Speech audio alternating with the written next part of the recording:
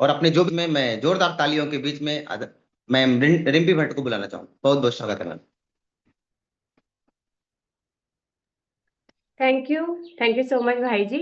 सबसे पहले आपको ही इस मंच के माध्यम से प्रणाम करती हूँ जिन्होंने मुझे आज इनवाइट किया है। अब मेरी आवाज प्रॉपर आ रही है? यस, आ रही मैम। सो थोड़ा नेटवर्क का भी इशू है वीडियो, क्योंकि मुझे वीडियो नहीं दिखाई दे रहे किसी के। तो प्रणाम आपको। और सर, मेरी आवाज आ रही है? बिल्कुल बिल्कुल मैम, बहुत सही, सुंदर, बहुत सही। ओके। प्रणाम। और सबसे पहले इस मंच के माध्यम से प्रणाम करती हूँ ग्रेट गुरुदेव आदरणीय राकेश सर को, जिन्होंने हमारे लिए एक ऐसा मंच बनाया है जहाँ पे हम अपने दिल की बात कर सकते हैं, और जहाँ पे एक नेशनल मंच पे हम पूरे हिंदुस्तान के सामने आ सकते हैं। तो मैं सबसे पहले आदरणीय सर को प्रणाम करती हूँ इस मंच के माध्यम से। और नाम परिचय करूंगी। मेरा नाम रिम्पी भट्ट है। मैं उत्तराखंड के रुद्रप्रयाग डिस्ट्रिक्ट के एक खूबसूरत ब्लॉक है ऊखीमठ ब्लॉक से बिलोंग करती हूँ। और वर्तमान में मैं उत्तराखंड की राजधानी देहरादून में रह रही हूँ, सीख रही हूँ वो अपनी ग्रेट अपलाइनों के सानिध्य में। और प्रणाम करती हूँ इस मंच के माध्यम से अपनी ग्रेट अपलाइन, मेरे जीवन की सफल मार्गदर्शक आदरणीय सुषमा बिष्ट दीदी जी को, जिनकी उंगली पकड़कर मैंने डे वन से इस सिस्टम में चलना सीखा है। मैं दीदी को प्रणाम करती हूँ। प्रणाम करती हूँ आदरणीय मैठानी भैया जी को। और प्रणाम करती हूँ ग्रेट गुरुदेव आदरणीय आशीष वशिष्ठ भैया को, जिनकी एजुकेशन में हम लोग आगे बढ़ रहे हैं। और सभी ग्रेट अपलाइनों को इस मंच के माध्यम से प्रणाम करते हुए मैं अपनी कहानी की शुरुआत करती हूँ साथियों।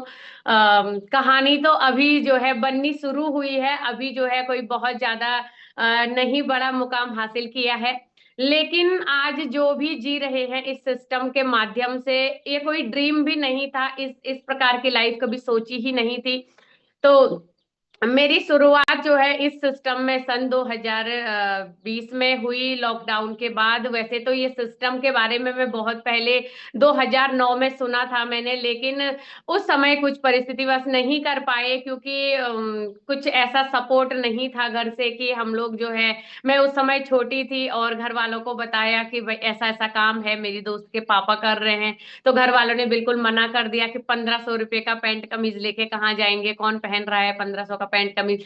तो नहीं कर पाए। फिर जो है 2020 में जैसे मेरे पास ये सिस्टम आया, मेरी एक पड़ोसी के द्वारा, उन्होंने मुझे बोला, रिम्पी मैं आरसीएम में जुड़ी हूँ, तुम भी जुड़ोगे? मैंने कहा हाँ बिल्कुल, मुझे भी जुड़ना है। तो वो बिल्कुल शॉक्ड हो गए। उसने कहा सारे लोग सवाल जवाब करते हैं, बहुत कुछ पूछते हैं, तुमने कुछ भी नहीं बोला। मैंने कहा मैंने पहले सुना था, लेकिन उस समय करना चाहती थी। बस यही था कि जब आरसीएम बीच में चैलेंज आए आरसीएम के साथ में, तो मुझे वो चैलेंजों के बारे में कुछ भी पता नहीं था। मुझे ये भी पता नहीं था कि आरसीएम बीच में बंद हुआ खुला। बस मैंने आरसीएम नाम सुना था, बस वहीं से जो है शुरुआत किया, आरसीएम को ज्वाइन किया। अगले मैं जिस महीने ज्वाइन किया, अगले ही महीने मेरे पास मेरी अपलाइन आती है और कहती है कि रिम्पी छोड़ दे। मैंने कहा यार हद हो, पिछले महीने बोला जुड़ जा, इस महीने बोल रही है छोड़ दे। बोला कुछ दिक्कत हुई तो मुझे मत बोलना, पैसे नहीं आ रहे हैं। साथ उन्होंने जो है आरसीएम की पूरी जानकारी नहीं रखी। आरसीएम में क्योंकि पे आउट तीसरे महीने से आना शुरू होता है, उन्होंने अपनी ज्वाइनिंग के साथ साथ 5-7 ज्वाइनिंग का टारगेट रहा होगा और करवा दिया। और सिस्टम की सही जानकारी न लेने की वजह से उन्होंने, बाकी लोगों ने उनको कहा पैसा कहाँ है, तो वो जो है उन्होंने कहा किसी का पैसा नहीं आ रहा है, तुम भी छोड़ दो। मैंने कहा इतने सालों से बाजार से सामान खाया, कौन सा पैसा आया, मुझे सामान लेना है, मुझे नहीं छोड़ना। उन्होंने कहा ठीक है, आगे जाके मुझे कुछ मत बोलना। मैंने कहा आपको कुछ भी नहीं बोलूंगी। तो ऐसे ही चलता रहा। और उसके बाद जो है अपलाइनों का कॉल भी आता था कि ये सिस्टम अच्छा है, सिस्टम को करो, और यहाँ पे बहुत बड़े सपने पूरे किए जा सकते हैं, इतनी बड़ी टीम, मतलब बहुत सारी चीज समझ में कुछ भी नहीं आती थी। मैंने कहा ठीक है चलो, सिर्फ बात है लोगों को कनेक्ट करवाने की सिस्टम से, तो वो मैंने कहा मैं कर सकती हूँ, उसके लिए प्रयास कर रही थी। बस वही जिस प्रकार से शुरुआत में सभी के साथ में होता है, किसी को हम समझाने जाते हैं, लोग हमें, मैंने कहा यहाँ अपने से एक आदमी नहीं जुड़ पा रहा है, और ये लोग जो है इतनी हमें बोल रहे हैं कि लिस्ट बनाओ, कॉलिंग करो, बात ऐसे कैसे होगा, मेरे बस का नहीं है। तो मैंने जो है मना कर दिया, और सारी अपलाइनों को धीरे धीरे जिसका ही कॉल आता था तो उसको ब्लैक लिस्ट में डाल देती। फिर दूसरी अपलाइन का कॉल आता तो मैं बोलती अच्छा पक्का मैंने इसका फोन नहीं उठाया, इसने इसको बोला होगा कि तुम कॉल कर लो। और मैंने जो है उनका नंबर भी ब्लैक लिस्ट में, सारी अपलाइनों के नंबर ब्लैक लिस्ट में डाल दिए। फिर ऐसे ही एक लंबा सफर चलता रहा, बस अपने प्रोग्राम, अपने परचेज को मैं कंटिन्यू रखती थी। हो सकता है शायद वो परचेज कंटिन्यू रखने की वजह से ही अपलाइनों ने फिर से मेरा फॉलोअप किया, वो मेरे घर पे आए। आदरणीय मैठानी भैया जी को मैं इस मंच के माध्यम से प्रणाम करती हूँ। भैया लोगों ने मेरे घर पे आए और उन्होंने जो है फिर मेरे नंबर फोन से ब्लैक लिस्ट से सारे नंबर हटाए और मुझे कहा कि बहन ये नंबर ब्लैक लिस्ट में पड़े हुए, आप कॉल क्यों नहीं उठाते। मैंने कहा मुझे कुछ नहीं मालूम, बच्चों के पास ही फोन रहता है, झूठ बोला। लेकिन अपलाइन होती है ना, वो सब कुछ समझ जाते हैं, और भले ही वो हमारे जो बहाने होते हैं उनको भी कभी नजरअंदाज नहीं करते हैं। तो अपलाइन ने जो है सारे नंबर हटा दिए। मैंने कहा कितने अच्छे लोग हैं, मैंने ब्लैक लिस्ट में भी डाला, उसके बाद फिर भी मेरे घर पे आए, फिर भी बता रहे हैं। तो देख लेती हूँ। उन्होंने एक सेमिनार के लिए मुझे इनवाइट करने आए थे, उखी मठ में सेमिनार था, और सेमिनार था आदरणीय जनरल खालसा सर का। तो उस प्रोग्राम के लिए बुलाने आए थे और उन्होंने कहा, मैंने कहा ठीक है आ जाऊंगी। जैसे ही उन्होंने कहा 100 रुपये का टिकट लगेगा, तो मैं रुक गई। मैंने कहा एक तो तुम्हें सुनने भी आ रहे हैं और ऊपर से जो है 100 रुपये भी ले रहे हैं, मतलब एहसान मानना चाहिए कि हम आ रहे हैं आपके प्रोग्राम में, कौन आ रहा है आज की डेट में, लेकिन आप लोग जो है पीछे से रुपये के लिए भी बोल रहे हैं। मैंने कहा हाँ ठीक है देखूंगी। लेकिन साथियों मैं उस प्रोग्राम में नहीं गई। क्यों नहीं गई? 100 रुपये बचाने के लिए। मुझे लगा कि 100 रुपये में तो शायद मेरी 2 दिन 3 दिन की सब्जियां आ जाएंगी, मैं क्यों जाऊं 100 रुपये देके उस प्रोग्राम को अटेंड करने। नहीं गई मैं। उसके बाद जो है ऐसे ही चलता रहा, अपलाइन का कॉल आया, आप प्रोग्राम में नहीं आए। मैंने कहा मेरे घर पे कुछ गेस्ट आ गए थे, झूठ बोल दिया, और उस प्रोग्राम में नहीं गई। उसके बाद जो है सिलसिला चलता रहा, और समझ नहीं आ रहा था, क्योंकि लोगों से बात करते तो कोई भी नहीं मानता। लेकिन साथियों मेरी लाइफ में एक ऐसा कोइंसिडेंट आया जहां से मुझे अब जीवन की शुरुआत अकेले करनी थी अपने बच्चों के साथ में। बहुत सारे चैलेंज आए, बहुत बार कुछ रास्ता न दिखने की वजह से मैं ये भी प्रयास करती थी कि अगर कोई आसान सा तरीका हो आत्महत्या करने का तो मैं वो ही कर लूं। लेकिन कुछ आसान तरीके नहीं दिखते थे, और दिखता भी था तो मुझे मेरे बच्चों का चेहरा याद आता था और ऐसे लगता था कि इनका क्या कसूर है। उनके लिए एक जीवन जीने का मकसद बनाया, और अपनी जो है सिलाई का काम मैंने शुरू किया। उन चैलेंजों के दौरान लॉकडाउन के टाइम पे मेरी एक ऐसी परिस्थिति थी जब मेरे पास 100 रुपये तक भी नहीं थे। अगर बच्चे बोलते नमकीन बिस्किट कुछ चाहिए तो उसके लिए भी, टॉफी बिस्किट के लिए भी पैसे नहीं थे। लेकिन जब मैंने सिलाई का काम शुरू किया, वहां से जो है अपनी एक छोटी सी शुरुआत की, और उसके बाद जो है इस सिस्टम के बारे में मुझे मेरी ग्रेट अपलाइन आदरणीय सुषमा बिष्ट दीदी जी का कॉल आया। उन्होंने मेरे बारे में, उन्होंने मेरे से बात किया, उन्होंने बोला कि आप क्या करते हो, कैसे, जिस प्रकार के एक अपलाइन का कॉल जाता है टीम के लिए। और मैंने उनको बताया अपने बारे में, दीदी ऐसा ऐसा मेरा बैकग्राउंड है और मेरा मतलब ये चैलेंज है। तो उन्होंने कहा कि रिम्पी देखो, ये सिलाई कब तक करोगे, एक क्योंकि जब तक हमारे पास ताकत है, जब तक ये मानव शरीर साथ दे रहा है, हम तभी तक कर सकते हैं, लेकिन आगे के फ्यूचर के लिए उन्होंने एक लॉन्ग टाइम विजन दिखाया मुझे। और मुझे कहा इस सिस्टम में पैसिव इनकम मिलती है। मुझे एक्टिव इनकम, पैसिव इनकम, इनके बारे में कोई भी जानकारी नहीं थी। तो दीदी ने वो चीजें क्लियर करवाई। बस उन्होंने कहा, मैंने कहा करना क्या होगा, उन्होंने कहा एक ही चीज की ऑनलाइन मीटिंग अटेंड करनी होगी। तो मीटिंग अटेंड करने की जब बात आई तो मेरे पास कीपैड वाला फोन था, बटन वाला। मैंने कहा मैं नहीं कर सकती हूँ, मेरे पास तो फोन ही नहीं है। तो दीदी ने कहा अगर सफलता चाहिए, कामयाबी, तो फोन तो जरूर तुम्हें लेना ही होगा। फिर मैंने अपनी माँ से बात किया और मेरी माँ ने मुझे 9,000 रुपए का फोन दिलाया। साथियों शुरुआत में जब वो फोन मेरे पास आ गया तो मकसद क्या था कि मैंने अपनी माँ के जो पैसे लगवा दिए हैं उन पैसों को वापस आना चाहिए। उसके बाद पता नहीं चले ना चले, मुझे कोई मतलब नहीं, लेकिन 9,000 रुपये बर्बाद हो गए। कुछ टाइम मीटिंग अटेंड करने के बाद लगा, क्योंकि शुरुआती दिनों में कुछ भी सिस्टम समझ में नहीं आ रहा था। बहुत सारे लोग जो है मीटिंग में जुड़ते हैं, लेकिन वो लोग आखिरी तक नहीं रहते हैं। और परमात्मा का आशीर्वाद रहा कि मैं एक दिन शुरुआत में तो नहीं जुड़ी, लेकिन आखिरी में जुड़ गई। और आखिरी में जो है वहां पे आदरणीय आशीष वशिष्ठ भैया मैसेज दे रहे थे कि जिन्होंने आज का पूरा प्रोग्राम अटेंड किया वो जीवन में बहुत कुछ करेंगे, लेकिन जो सोए रहे वो सोए ही रहेंगे। दिन में 2:30 बजे का सेशन चलता था। तो मुझे ऐसे लगा कि यार ऐसा क्या है यहाँ पे कि मैं जीवन भर सोई रहूंगी और ये लोग बहुत कुछ कर लेंगे। तो मैंने जो है वहीं से एक संकल्प लिया कि चाहे कुछ भी हो जाए, 3 महीने में अटेंड करके देखती हूँ और सोचते हैं क्या है, क्या होता है, कैसे लोग जीवन बदलते हैं।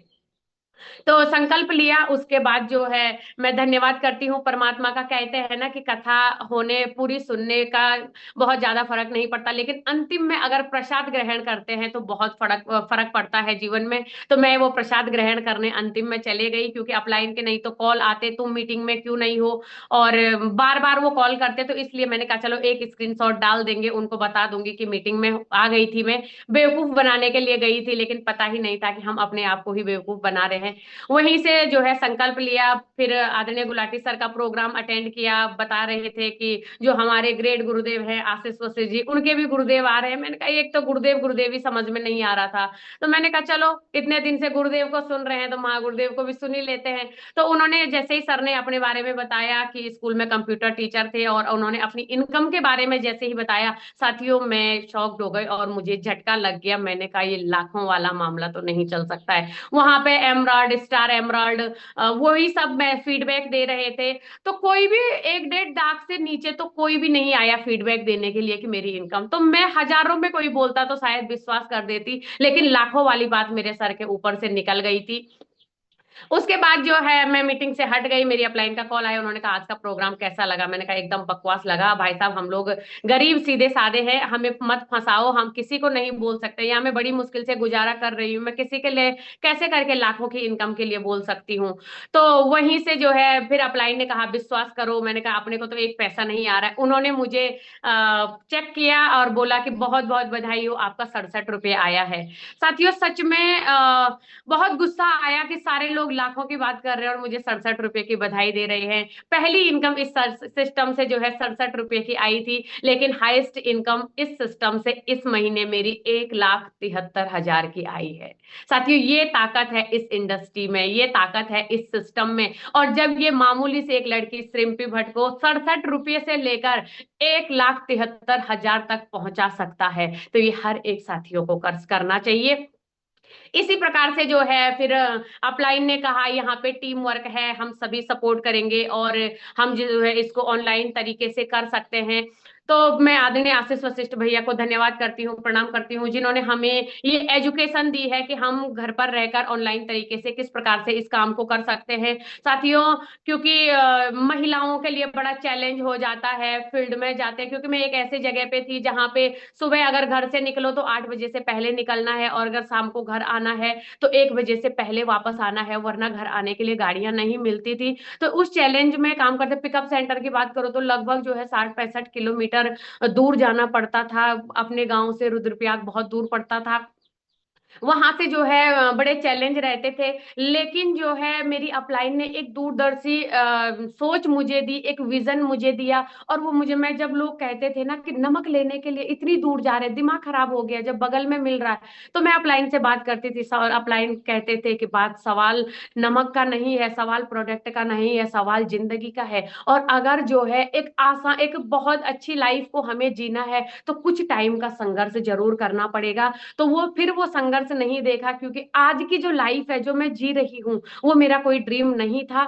और क्योंकि मैं एक ऐसे घर में रहती थी जहां पे पूरे बेड में हम बरसात में सोते नहीं थे, बेड के तीनों किनारों में हम तीनों सोते थे, एक किनारे एक बच्चे को, दूसरा किनारे दूसरे बच्चे को, तीसरे किनारे में खुद सोना था, लेकिन बीच में बर्तन रखते थे क्योंकि ऊपर से पानी टपकता था। जैसे ही बारिश होती थी तो मेरे बच्चे बोलते थे मम्मी फिर से पानी आ गया। मैं बोलती थी कुछ टाइम रुक जाओ, उसके बाद हम यहाँ पे नहीं रहेंगे, हम कहीं और चले जाएंगे, बस अच्छी इनकम आने दो। लेकिन इस सिस्टम की ताकत है कि आज मैं उत्तराखंड की राजधानी देहरादून में अपने बच्चों को पढ़ा रही हूँ और बहुत शानदार लाइफ स्टाइल जी रही हूँ। साथियों मैंने जो है कभी साइकिल तक नहीं देखी थी, आज मैं इस सिस्टम की वजह से अपने लिए स्कूटी ली और अपने धीरे धीरे धीरे धीरे छोटी छोटी जरूरतों को पूरा कर रही हूँ। ये ताकत है इस आरसीएम की, वरना जो है एक आम सी महिला इस प्रकार के सपने नहीं देख सकती है। लेकिन जो भी हमारी बहनें, हमारे भाई इस सिस्टम में जुड़े हुए हैं, मैं एक ही चीज कहना चाहूंगी, महिलाओं का ये, महिलाएं इस सिस्टम में बहुत बड़ा काम कर सकती है। जरूर हम कह रहे हैं कि घर पर रहकर करना है, लेकिन घर पर रहकर क्या करना है वो सीखना बहुत जरूरी है। ऐसे नहीं कि हम घर से बाहर भी ना निकले, फील्ड में भी नहीं जाए और घर पर रहकर भी सिर्फ अपना काम, उससे नहीं काम चलता है। लोग कहते हैं हम व्यस्त हैं, व्यस्त नहीं नहीं है, हम लोग अस्त व्यस्त हैं, क्योंकि जीवन में पता ही नहीं है हमें करना क्या है, पता नहीं नहीं है हमें जाना कहाँ है। और उसके लिए एक सही मार्गदर्शक हमारी अपलाइन हमें कर सकती है, जो भी हमें हमारी एक्टिव इफेक्टिव ग्रोइंग अपलाइन करने के लिए कहती है। अगर हम उन रास्तों पे चलेंगे तो 100% हम बड़ी जीत तक पहुंच सकते हैं। तो जरूर इससे आगे की कहानी, बहुत सारे उतार चढ़ाव लाइफ में आए आगे के सेशन में, अगर नंबर पड़ा तब तक तो जरूर बताऊंगी। और मैं धन्यवाद करती हूँ अपनी ग्रेट अपलाइन आदरणीय सुषमा बिष्ट दीदी को, जिन्होंने हर दुख सुख में मेरा साथ दिया, हमेशा मेरे साथ एक ढाल के रूप में बनी रही। और आज जो है साथियों यहाँ पर पहुंची हूँ, ये सफर तय किया है, तो मेरी ग्रेट अपलाइन आदरणीय सुषमा बिष्ट दीदी का बहुत बड़ा रोल रहा है मेरे जीवन में। आज उन्हीं के सपोर्ट से जो है मैं इस इनकम को देख पाई हूँ, क्योंकि बहुत बार जब भी चैलेंज आते हैं उन्होंने एक माँ की तरह हमेशा मेरी ढाल बनकर जो है मेरा सपोर्ट किया। साथियों लास्ट में 4 लाइनों के साथ अपनी वाणी को विराम देती हूँ। जब आंखों में अरमान लिया, मंजिल को अपना मान लिया, फिर आसान क्या और मुश्किल क्या, जब ठान लिया तो ठान लिया। बस ठानने की देर होती है। आदरणीय राकेश सर कहते हैं, जहां जिस दिन हम ठान लेते हैं ना, जीत उसी दिन हो जाती है। बस आगे तो हमें सिर्फ सफर तय करना है। तो थैंक यू सो मच सभी ग्रेट अपलाइनों का, जिन्होंने भी मेरा पल पल साथ दिया। और ओवर टू यू आदरणीय मौर्य भाई साहब जी, मोस्ट वेलकम। थैंक यू, शानदार। देखो, मैंने बोला था ना, स्टोरी से आपके बहुत हिंदुस्तान में लोग प्रेरणा लेंगे, और जिन साथियों ने सुना होगा, जिनकी टीम सुनी होगी, आपकी बहुत शानदार स्टोरी रहती है और एकदम रियल रहती है, उसमें कोई मिलावट नहीं है। तो आप भविष्य में बड़े लेवल पे जाएं, मेरी ये शुभकामना है। और